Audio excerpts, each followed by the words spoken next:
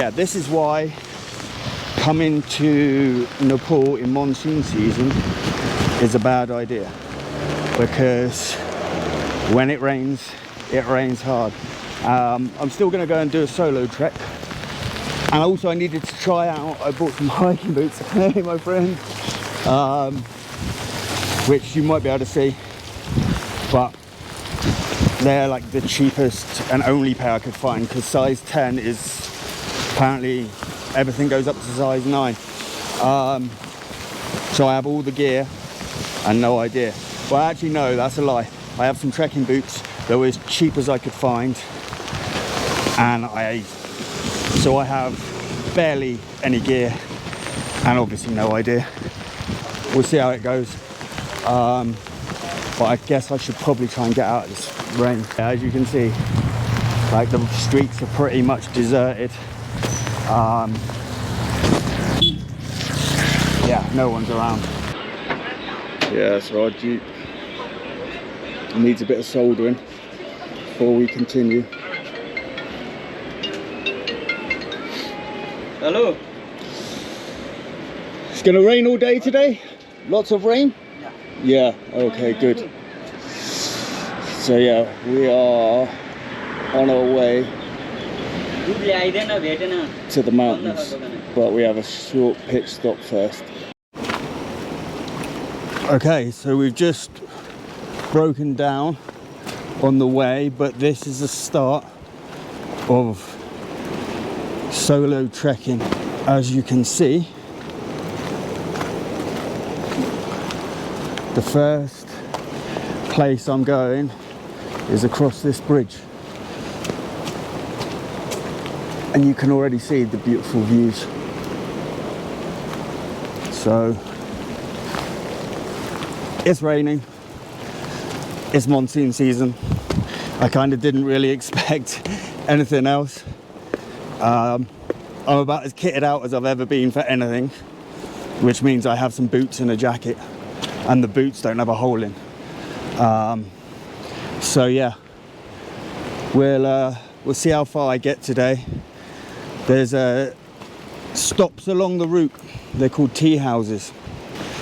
I'm hoping that I can kind of find my way. The people I travelled up in like a shared Jeep had a guide, or have a guide, but I kind of think, why not just do this solo? So we shall see where I get to, and this is the base camp starting point. This is another guy who's as wet as I am. Hey my friend, namaste.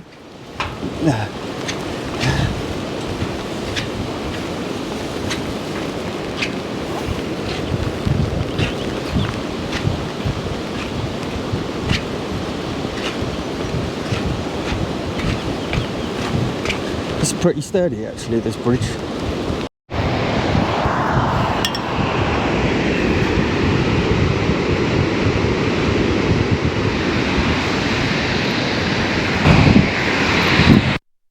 I'm gonna stop this because you probably can't see shit from the rain, and we'll see how we get on.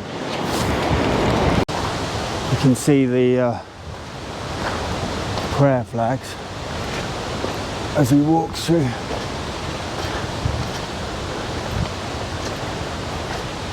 So peaceful.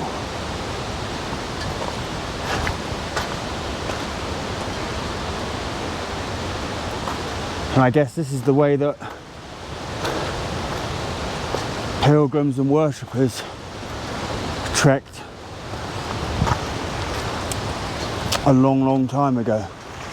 And that's why the tea houses were originally tea people selling tea to people that were coming up into the Himalayas, and then they kind of grew into places to stay, and now they've grown into accommodation for people that are trekking.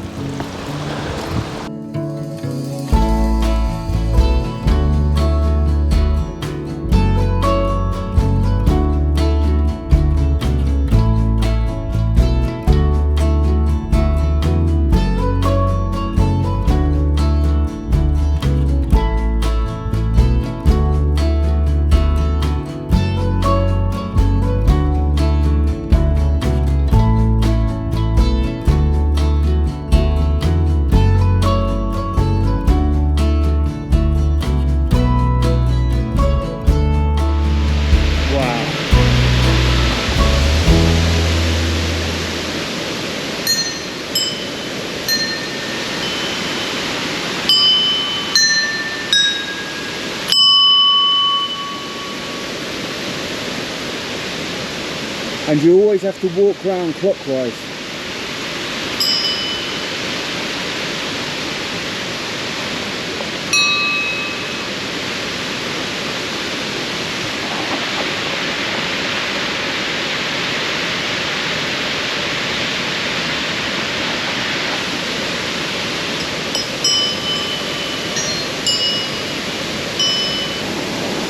And I got soaked yesterday.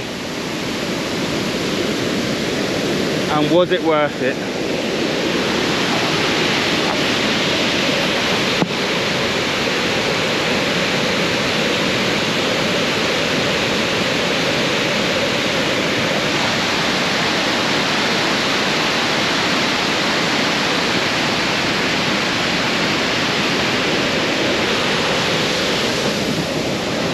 And that right there is wrong. Only doesn't get much more spectacular than that.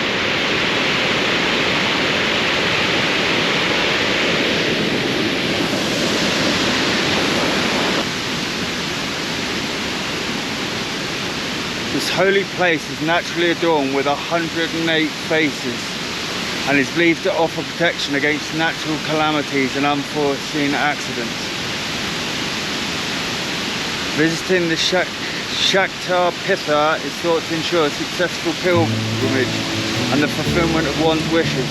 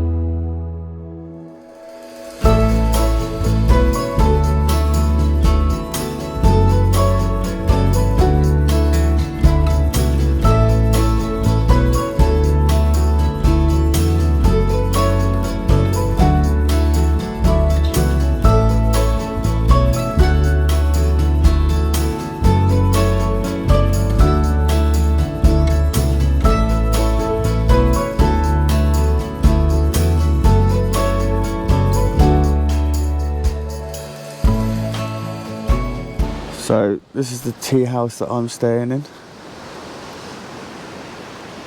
I stayed in last night. And I arrived literally about 8 o'clock, it was dark. And it's the main way, if I can show you, all the way down.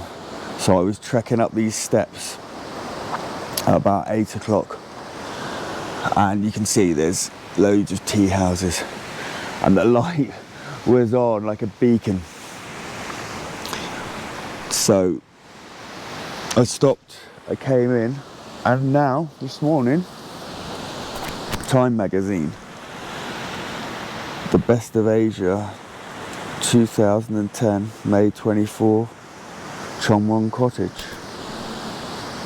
And if you can make out there, best for the soul.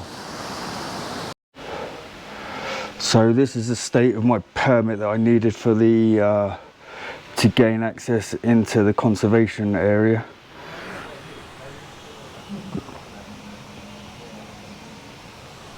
A little wet to say the least. So my boots, I've bandaged myself up. Oh.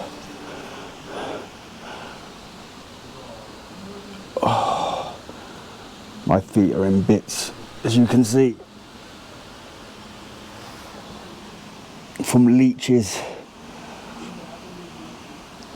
and from boots rubbing.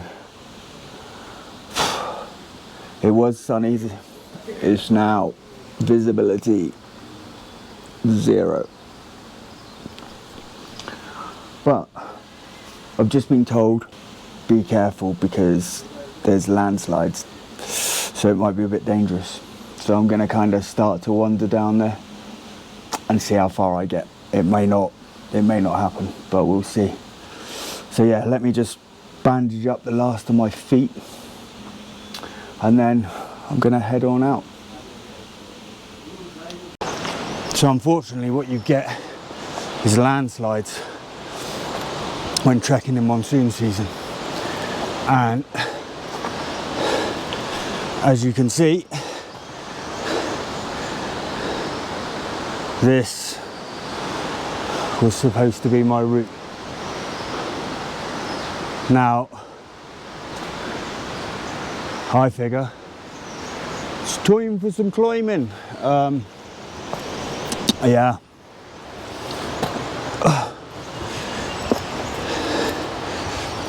It makes it that little bit more challenging,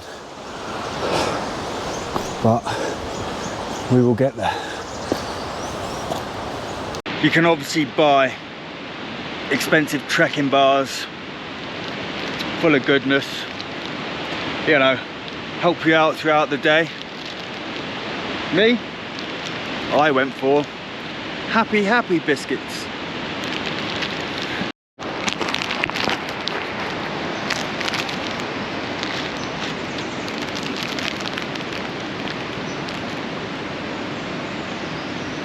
Happy biscuit.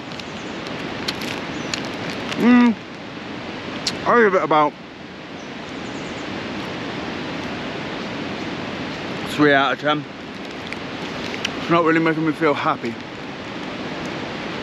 It's drying out my mouth, but it's food. Right. As you can see, we're playing this step game, which isn't a surprise because that's pretty much what we were doing for the last day and a half. But I'm hoping that I'm going to reach base camp today at some point. I just gave that lady just some books, some pens, just a few little like gifts, because at the end of the day it's not about, wow, look at me, I can do that. It's just people live here. Like, this is monsoon season and I've still seen, and I'm trekking, so there's there's enough people that are still trekking now. I can just imagine, and people are telling me that like the ABC route, it's just, there's like 5 tea houses in every stop, and apparently like they get all full. So what I'm trying to say is, out of the thousands and thousands of people that pass through this trek, and probably a million other treks, be the person, if you take the philosophy, be the person that they will remember for a positive thing.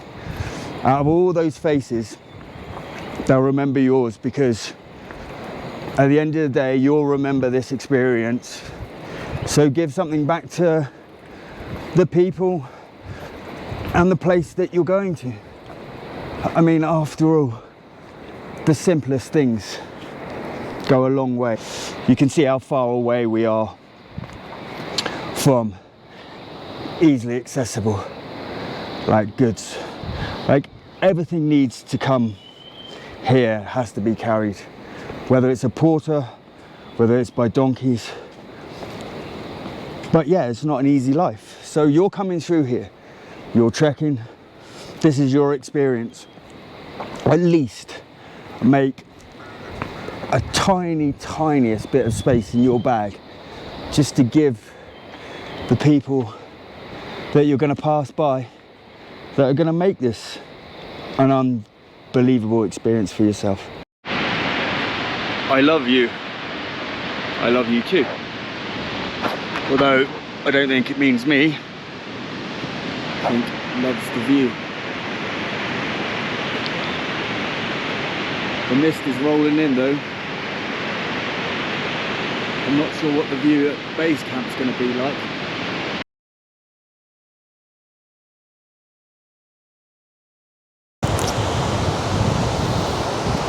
Right, you ready? Yeah.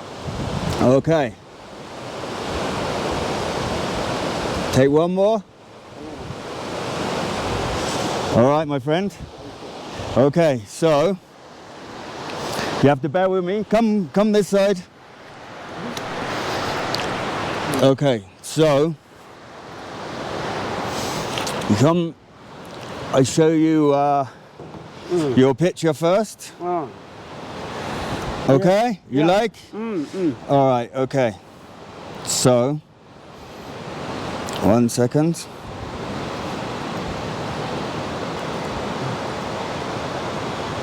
Okay, so we're printing. Wow. Yeah. Nice. You can see. Yeah. Like, have a look. You can, like, but don't touch yet because it needs to finish. But yeah, look, you can see. Yes. Wow. That's No, not yet. Not yet. I'll give you when ready. It's it go backwards and forwards. wow. Good machine. Yeah. I want to give, like, for me as a photographer, it's always nice to be able to give people photographs for their family and for themselves. So I noticed you have all the photographs of everybody that travels, but you don't have photographs of you or your son. Wow. So that is for you, my friend. Thank you very much, You're welcome. my friend. Wow. Good photo. Thank you. So now you can put up there. If you want one more with you and your son, you let me know before I go. Okay. Okay. This is fine. Yeah? Yeah, okay. All right, you're welcome, my brother. You're welcome. Thank you very much. No, that's fine. No problem.